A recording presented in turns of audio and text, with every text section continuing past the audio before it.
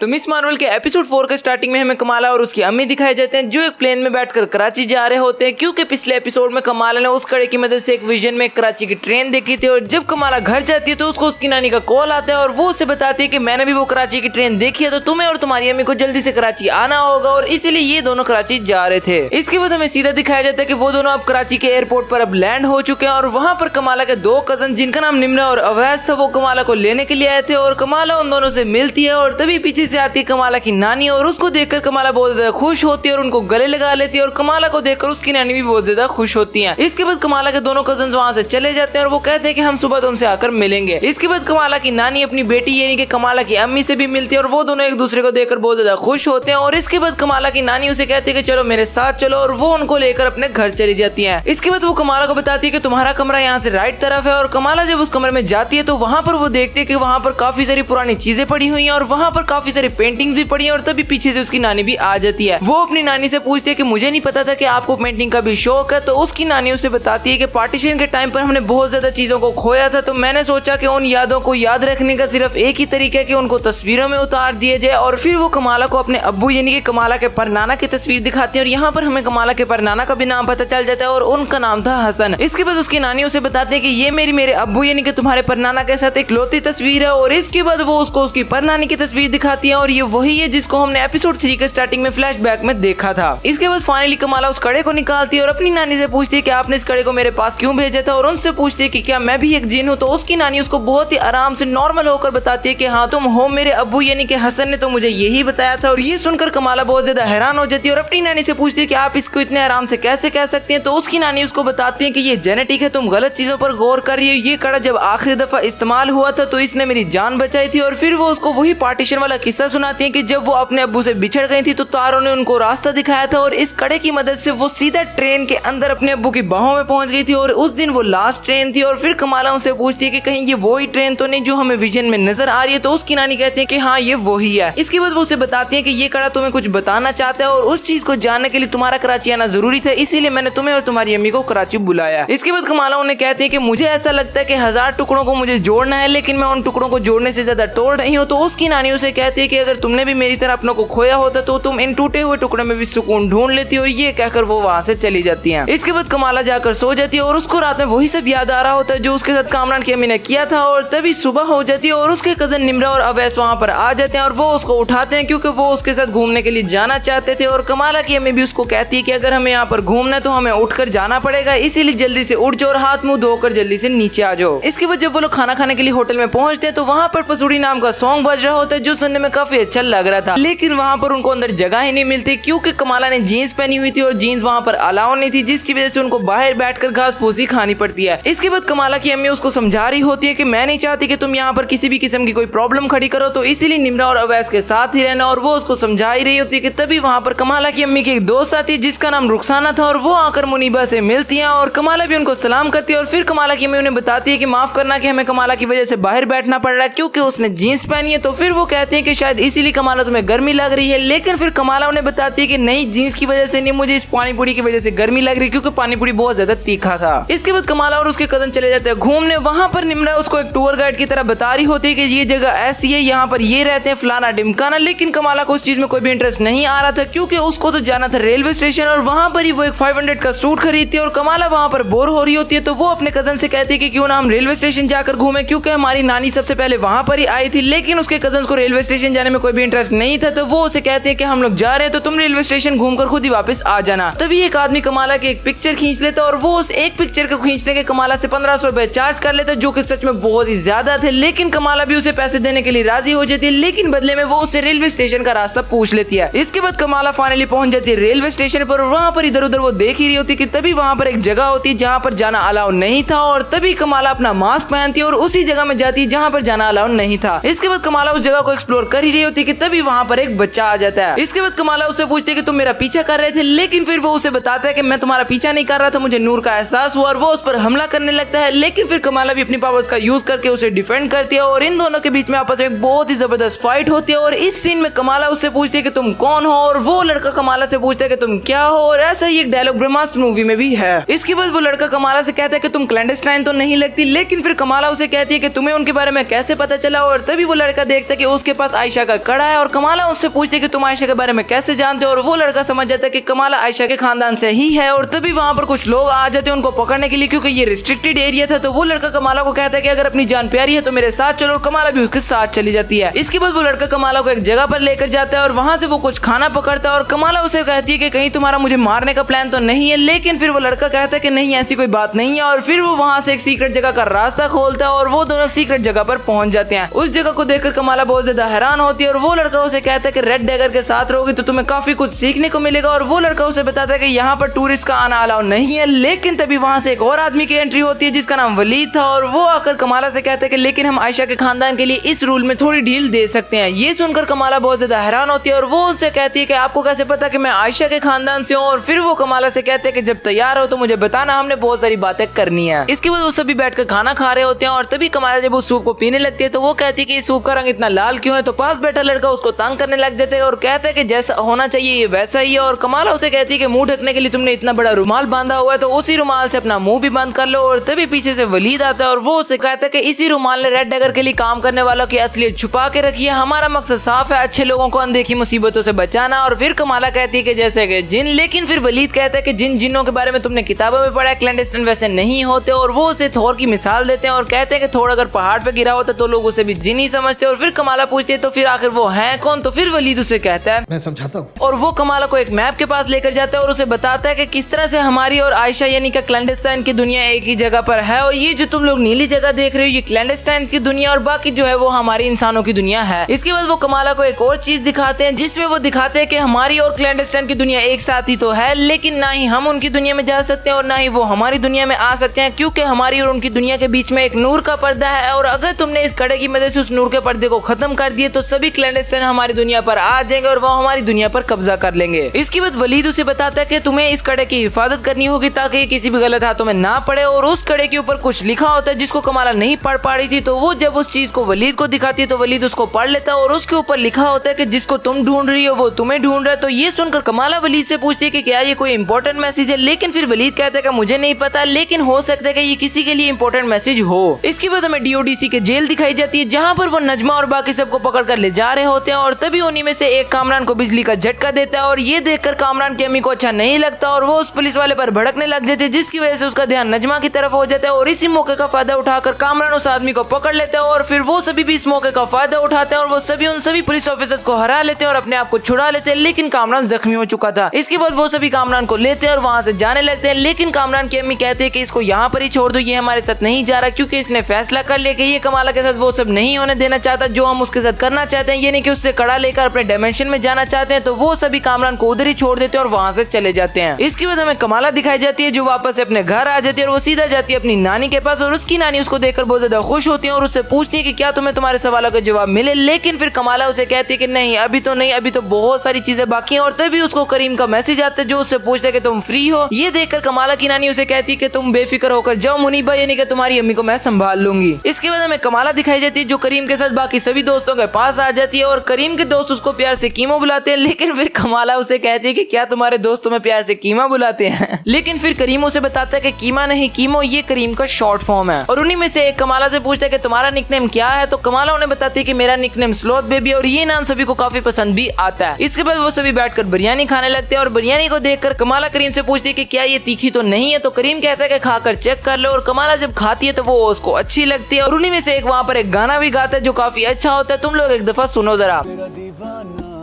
सारे जहां को है बताना ओ बेबी ओ बेबी। और मुझे नीचे कमेंट सेक्शन में बताओ कि आखिर ये कौन सा गाना है। इसके बाद हमें कमाला की अम्मी दिखाई जाती है जो कमाला की नानी के साथ बैठी होती है और कमाला की नानी उसे बताती है कि कमाला आज कहीं गई हुई है तो आज इस घर में सिर्फ हम दोनों हैं। और कमाला की अम्मी वहाँ पर सफाई कर रही होती है और वो अपनी अम्मी से कहती है कि आपने कितना गंद फैला रखा है। तो फिर जब वो उठकर कमाला की अम्मी की मदद करने लगती है तो कमाला की अम्मी उन्हें उठने नहीं देती और कहती है कि आप इधर ही बैठे हैं और खुद भी बैठकर उनकी टांगे दबाने लग जाती है और उन्हें कहती है कि मुझे लगता है कि अब वक्त आ चुका है कि आप भी हमारे साथ अमेरिका शिफ्ट हो जाएं। लेकिन फिर वो कहते हैं कि मुझे तो लगा था कि तुम हमसे दूर इसलिए गई थी क्योंकि तुम हमारे साथ नहीं रहना चाहती थी, तुम्हें हमसे प्रॉब्लम थी। लेकिन फिर कमाला की अम्मी उन्हें बताती है कि मुझे आपसे कोई प्रॉब्लम नहीं थी, मुझे यहाँ के माहौल से प्रॉब्लम थी, मुझे यहाँ के लोगों से प्रॉब्लम थी जो बात बात पर ताने देते थे वगैरह वगैरह, इसलिए मैं चाहती थी कि मैं किसी ऐसी जगह पर जाऊँ जहाँ पर इस तरह के लोग ना हो। और कमाला की अम्मी अपनी अम्मी की बातें सुनकर थोड़ा सा इमोशनल हो जाती है। इसके बाद हमें कमाला दिखाई जाती है जो वापस से घर आ जाती है और उसकी अम्मी सामने बैठी होती है और वो अपनी अम्मी के पास जाकर पूछती है कि क्या हुआ, लेकिन फिर उसकी अम्मी उसे कुछ भी नहीं बताती और वो उसे कहती है कि इधर मेरे पास बैठो और ये टॉफी खाओ, और वो दोनों इस बात पर हंसने लग जाते हैं। इसके बाद अगले दिन वापस से कमाला जाती है वलीद के पास और वो कमाला को उसकी पावर्स के बारे में थोड़ी बहुत नई चीजें बताता है और वो कमाला को यहाँ पर एक नया सूट भी देता है और वो उसे कहता है कि हमारे पास कोई अच्छा सूट तो नहीं है, लेकिन इस सूट के हर धागे में हिस्ट्री है। और कमाला जब उसको पहनती है तो वो उस पर फिट आता है और करीम उसे कहता है कि ये तुम पर अच्छा लग रहा है, और तभी ऊपर से नजमा और बाकी सब उन पर हमला कर देते हैं। वलीद करीम को कहता है कि कमाला को यहाँ से ले जाओ और करीम भी वैसा ही करता है, कमाला को वहाँ से ले जाता है और वलीद अकेला ही उन सबसे लड़ने लग जाता है। लेकिन तभी उन्हीं में से कुछ कमाला के पीछे भाग देते तो वलीद एक चाकू फेंक कर दरवाजा बंद कर देता है और उन सभी से अकेला ही लड़ने लग जाता है। और थोड़ी बहुत फायद के बाद वो उस दरवाजे को तोड़कर वहाँ से बाहर निकल आता है और फिर वो सभी एक रिक्शा में बैठते और वहाँ से भाग जाते हैं। नजमा और उसके साथी भी पीछे नहीं रहते, वो भी एक रिक्शे में बैठते हैं और उनका पीछा करने लग जाते हैं, लेकिन दो लोग वहाँ पर ही रह जाते हैं तो वो एक ट्रक पकड़ते हैं और वो भी पीछे चले जाते हैं। इसके बाद हमें इन सब की बहुत ही जबरदस्त चेजिंग देखने को मिलती है और वो सब एक दूसरे का पीछे कर ही रहे होते हैं कि तभी कमाला आगे देखती है कि कुछ लोग हैं और ये ट्रक अगर उन पर चढ़ गए तो उनका कुछ भी नहीं बचेगा। तो कमाला अपनी पावर्स का यूज करती है और उस ट्रक को उनके ऊपर से निकाल देते हैं जिससे कि वो सभी बच जाते हैं। इसके बाद वलीद और बाकी सब वहाँ से निकल जाते हैं, लेकिन तभी नजमा उनके पीछे आ जाती है तो वलीद उस रिक्शे के 2 पीस कर देता है जिसकी वजह से करीम और कमाला आगे चले जाते हैं और वलीद पीछे ही रह जाता है। इसके बाद करीम और कमाला अलहदा भाग रहे होते हैं और वलीद अलहदा भाग रहा होता है और कुछ लोग कमाला और करीम के पीछे होते हैं और कुछ लोग वलीद के पीछे होते हैं और यहाँ पर एक बहुत ही जबरदस्त इनकी चेजिंग होती है, बहुत ही जबरदस्त फाइट होती है और वलीद एक छत पर चला जाता है और कमाला और करीम भी उसके पास आ ही रहे होते हैं, लेकिन उनके पीछे भी एक गुंडा पड़ा होता है तो वलीद अपने चाकू की मदद से उस गुंडे को मार देता है। लेकिन तभी जब उसका ध्यान उस गुंडे की तरफ होता है तो नजमा भी मौका देकर एक चाकू वलीद को मार देता है जिसकी वजह से वलीद वहाँ पर ही मर जाता है। ये देखकर कमाला को बहुत ज्यादा दुख होता है और वो कहती है कि हमें उन्हें बचाना होगा, लेकिन करीम कहता है कि बहुत देर हो चुकी है, वो मर चुके हैं और वो दोनों वहाँ से चले जाते हैं। इसके बाद वो दोनों भी बहुत ज्यादा भागते हैं और लास्ट में वो लोग एक जगह पर आकर रुक जाते हैं और जब आगे कोई भी रास्ता नहीं होता तो वो दोनों फैसला करते हैं कि वो अब उन सभी से लड़ेंगे। इसके बाद जब वो सभी भी वहाँ पर आ जाते हैं तो वो दोनों बहुत ही जबरदस्त तरीके से उनसे लड़ते हैं और उनको हरा देते हैं और लास्ट में बच जाती है नजमा। और नजमा जब कमाला पर चाकू से हमला करने लगती है तो कमाला अपना कड़ा आगे कर देती है और वो चाकू कमाला के कड़े पर लग देते हैं और एकदम से उसमें से कुछ निकलता है जिसकी वजह से कमाला पार्टीशन के टाइम पर पहुंच जाती है जब ट्रेन भर भर के पाकिस्तान के लिए जा रही थी, जब बहुत ज्यादा खौफनाक माहौल था, जब लोगों ने बहुत ज्यादा कुर्बानियां दी थी। और यार ये सीन मुझे पर्सनली बहुत ज्यादा अच्छा लगा और कमाला उस जगह पर जाकर तो एकदम से शौक ही हो जाती है। थोड़ी देर के लिए तो वो शौक होकर उस खौफनाक माहौल को देख रही होती है और फिर वो एक ट्रेन के ऊपर चढ़ती है और उसके बाद हमें ऊपर से क्लियर लुक उस जगह का देखने को मिलता है और इसी सस्पेंस के साथ एपिसोड 4 खत्म हो जाता है।